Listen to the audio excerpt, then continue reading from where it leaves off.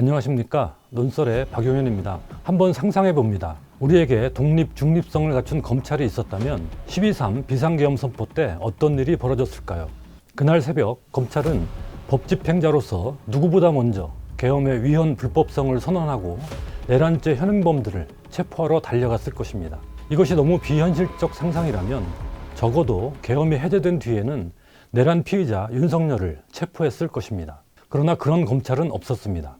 눈치만 보다가 또는 계엄에 협력하려다가 뒤늦게 법과 원칙에 따라서 법과 원칙 운운하며 수사에 나서는 검찰의 모습은 우리나라 검찰의 역사와 본질을 압축적으로 보여줍니다. 검찰은 두 차례나 내란죄 수사를 외면하거나 덮어버린 과거가 있는 집단입니다. 더구나 이번 내란의 주범인 대통령 윤석열을 배출하고 한몸처럼 협력해온 집단입니다. 검찰이 이번에도 내란죄 수사를 맡겠다고 나서는 현실은 기괴합니다. 세 번째 내란 수사에서도 흑역사가 반복될 조짐이 보입니다. 하나씩 짚어보겠습니다.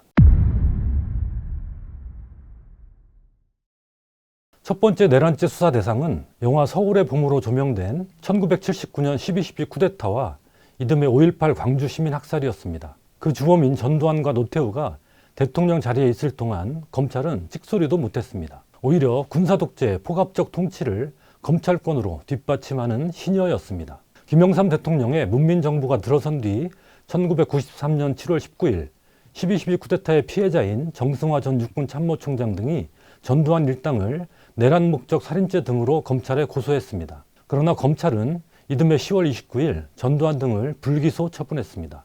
다음과 같은 이유를 들었습니다. 피의자 등이 지난 14년간 우리나라를 통치하면서 나름대로 국가 발전에 기여한 면이 있음을 인정하지 아니할 수 없고, 특히 전직 대통령 등을 법정에 세워 단죄하는 경우에는 그동안 형성된 재반 기성 질서와 관련하여 국민에게 심정적으로 혼돈을 느끼게 할 우려가 있는 점 등 여러 가지 정황도 참작하지 아니할 수 없다. 검찰의 본분을 잊은 참으로 주제넘고 비법률적인 불기소 이유입니다. 국민은 내란과 학살의 주범을 처벌하라고 요구하는데 검찰은 저희들 마음대로 핑계를 대며 불기소 처분을 한 것입니다. 고소고발이 또 제기됐지만 1995년 7월 18일 검찰은 이번엔 공소권 없음 결정을 했습니다. 비상계엄의 전국 확대와 정치활동 금지 등 당시의 일련의 조치는 정치적 변혁 과정에서 기존 통치 질서를 대체하고 새로운 헌법 질서를 형성하는 기초가 되었다는 점에서 사법심사의 대상이 되지 않는다고 했습니다. 한마디로 성공한 쿠데타는 기소할 수 없다는 해괴한 논리였습니다. 검찰은 이렇게 국헌문란 행위를 정당화해 줬습니다.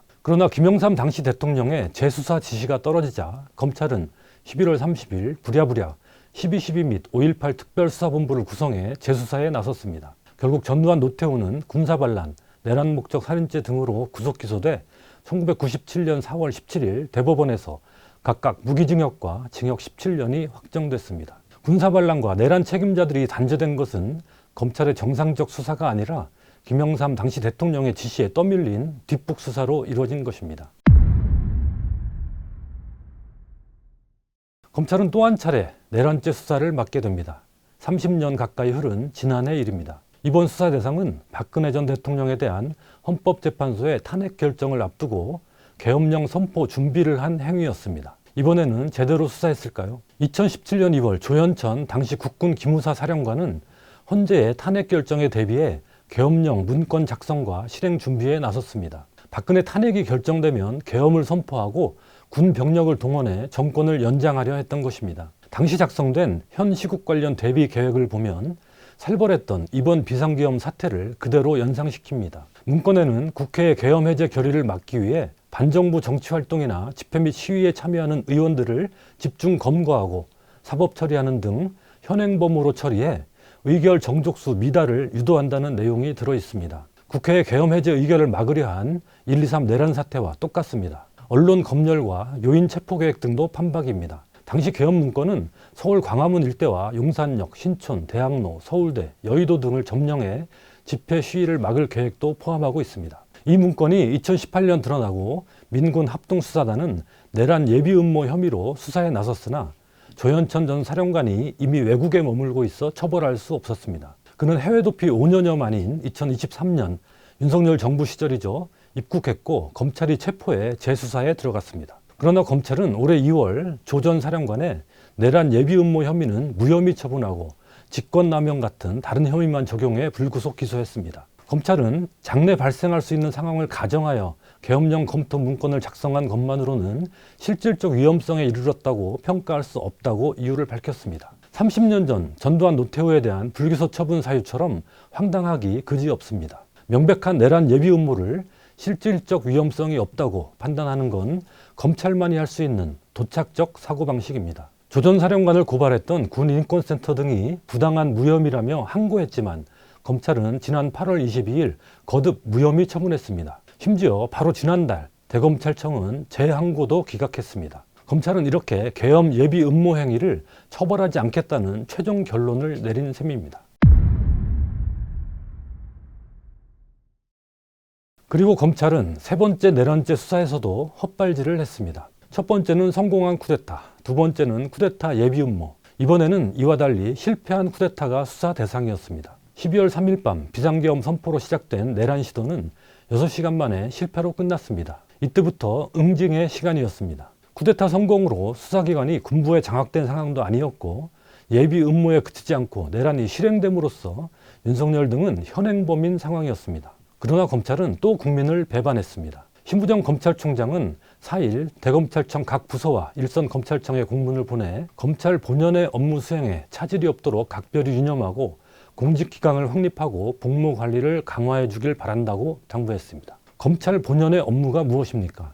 범죄를 처벌해 법 질서를 지키는 것 아닙니까? 그런데 헌법과 법률을 파괴하는 내란 범죄가 온 국민 눈앞에서 자행됐는데도 검찰총장이란 사람이 아무런 조처도 하지 않았습니다. 그저 아무 일 아니라는 듯 하던 일이나 열심히 하라고 지시한 것입니다. 공직기강, 복무관리 운운하는 대목은 마치 내란에 대한 비판과 저항을 자제하라는 뜻처럼 읽히기도 합니다. 중차대한 시기에 법 집행의 최고 책임자 중 한 명인 검찰총장으로서 할 말과 행동이 아니었습니다. 검찰이 그토록 내세우는 독립성과 중립성 원칙은 이럴 때 발휘하라고 있는 것입니다. 정권의 위헌, 불법 계엄에 단호히 대응해 헌법을 지키고 법률을 집행하는 게 검찰의 책무입니다. 그러나 검찰은 그런 검찰이기를 포기했습니다. 심 검찰총장은 5일 저녁에서야 저희들이 법과 원칙에 따라서 수사를 진행할 것입니다.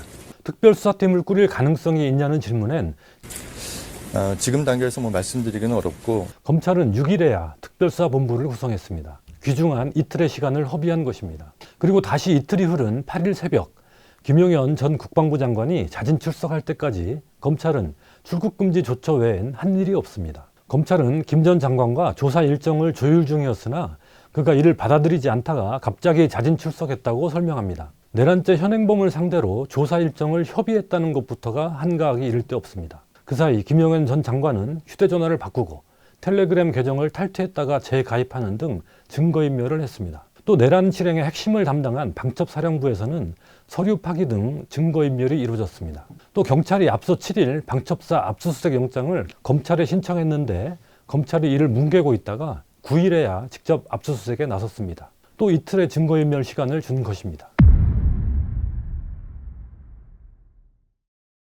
경찰은 전담수사팀을 구성하자마자 내란 가담 혐의를 받는 조지호 경찰청장과 김봉식 서울경찰청장의 휴대전화를 압수했습니다. 경찰은 11일 이들을 내란 혐의로 긴급 체포했습니다. 현직 경찰청장을 경찰 스스로 체포한 것입니다. 그러나 마찬가지로 내란 가담 혐의를 받는 박성재 법무부 장관에 대해 검찰은 아무런 조처도 하지 않고 있습니다.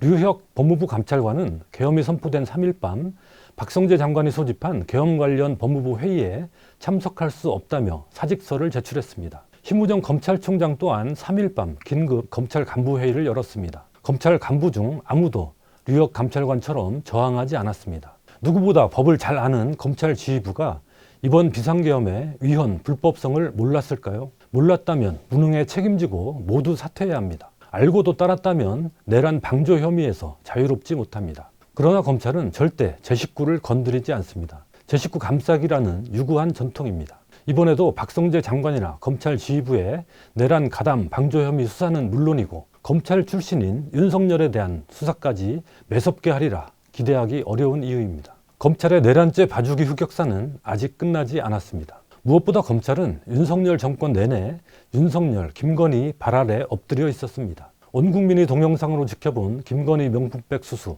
그리고 공범들이 모두 기소된 주가 조작 혐의에 대해 뻔뻔하게 무혐의 처분을 했습니다. 이를 주도한 친윤석열 검사들이 여전히 주요 직책을 독차지하고 있습니다. 검찰 특별수사본부에도 친윤석열, 친한동훈 간부들이 잔뜩 포진해 있습니다. 이런 검찰이 과연 윤석열 내란 혐의를 제대로 수사할 수 있을까요?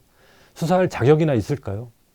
검찰 수사는 이미 국민 신뢰라는 가장 중요한 요소를 결여한 상태입니다. 원죄를 가득 안은 채 진행되는 검찰 수사를 국민은 신뢰할 수 없습니다. 윤석열의 혐의를 최소한도로 축소하고 구속 시기를 늦추는 등 국민의힘과 보조를 맞추면서 법기술을 부릴 가능성이 진작부터 제기되고 있습니다. 김민석 더불어민주당 최고위원은 9일 이렇게 말했습니다.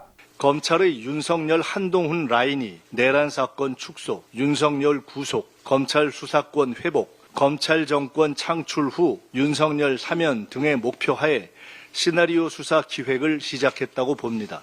검찰의 수사가 시나리오 수사로 오염되는 것을 막기 위해 한동훈 장관 시절 만든 불법 시행령에 의거한 내란 수사에 대한 긴급 수사 금지 처분과 수사본부장 탄핵도 검토하겠습니다. 검찰의 내란죄 수사는 윤석열을 형사처벌하는 데 걸림돌이 될 수도 있습니다. 검찰은 현행법상 내란죄 수사 권한이 없습니다. 검찰은 수사 권한이 있는 범죄인 직권남용을 우선 수사하면서 이와 직접 관련성이 있는 내란죄로 수사 범위를 넓힐 수 있다고 주장합니다. 법원은 10일 검찰이 청구한 김영현 전 국방부 장관의 구속영장을 발부하면서 검찰 주장이 잘못됐다고 짚었습니다. 검찰이 직권남용을 직접 수사할 수 있는지는 논란의 여지가 큽니다. 대신 검찰은 경찰 공무원이 범한 범죄를 수사할 수는 있습니다. 법원은 이번 내란 사태에 경찰 수뇌부가 관여되어 있기 때문에 이를 매개로 검찰이 수사할 권한이 있다고 해석했습니다. 한마디로 검찰이 이번 내란 사태를 수사할 여지는 있으나 윤석열 등 핵심 피의자들의 내란죄에 직접 관할권을 갖는 것은 아니라는 것입니다. 이 때문에 나중에 재판 단계에서 윤석열 등은 검찰 수사가 적법하지 않았다고 주장할 가능성이 큽니다. 천대엽 법원 행정처장도 9일 국회에서 이 문제를 지적했습니다. 검찰이 이제 수사권을 가지고 있는지에 대해서는 내부적으로도 많은 논란이 되고 있는 상황입니다. 수사에 그치는 것이 아니라 종국적으로는 공소제기 절차의 적법성이나 또 증거 능력 문제로까지 이어지기 때문에 저희 사법부로서도 아주 중요한 문제로 생각을 하고 있습니다. 내란죄는 경찰만 수사하게 돼 있는데 이렇게 검찰에서 내란 수괴로 적시한 윤석열을 구속영장을 발부해 줬다고 하면은 법원은 검찰의 수사권, 내란 수사권을 인정한 거예요?